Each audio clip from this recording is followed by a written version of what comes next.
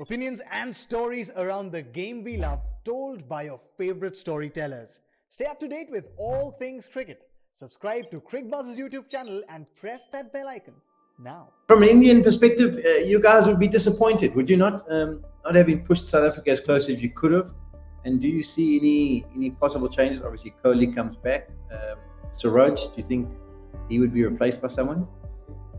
I think India, being the number one test cricketing nation in the world right now, obviously with their rankings, they would be pretty disappointed only because they couldn't, if they had got 6-7 wickets, it's a different story. We know that the game was much closer. Even though the scorecard says just 3 wickets were taken, I think they probably didn't bowl at their best. And I think one of the main reasons why India struggled through this test match was obviously the absence of Siraj. I think that hamstring injury not only, put him on the back foot, put India as a bowling unit on the back foot, because he has the ability to seam the ball well in and out, and that would have made a massive difference. Even if you see the wickets that Kahis or Rabada took, a lot of them were the balls that moved away, and the one that, a lot of times some awkward bounce as well, which Siraj is very good at exploiting, and I think India missed him in that. And credit to Shardul Thakur. I think he looked outstanding. He created opportunities every time he came on to bowl, and also showed the world why he is so effective. And it's the self-belief, but also the ability to move the ball away consistently to right-handers and to the left-handers, in fact. So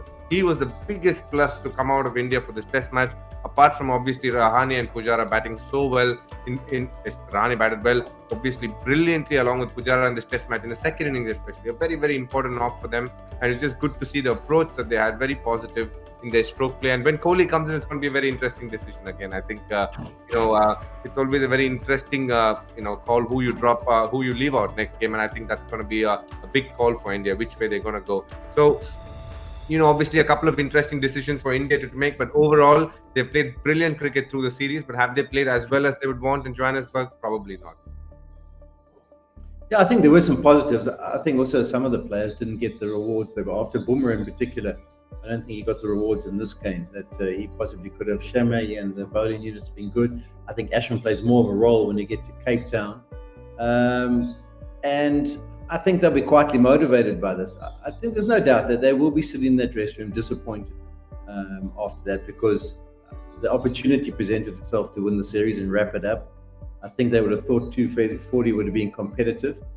But the one thing I would add that did work in the favour of South Africa, and we saw the ball being changed a couple of times, which I was surprised by, because I don't often see balls that go along the ground on a surface being replaced.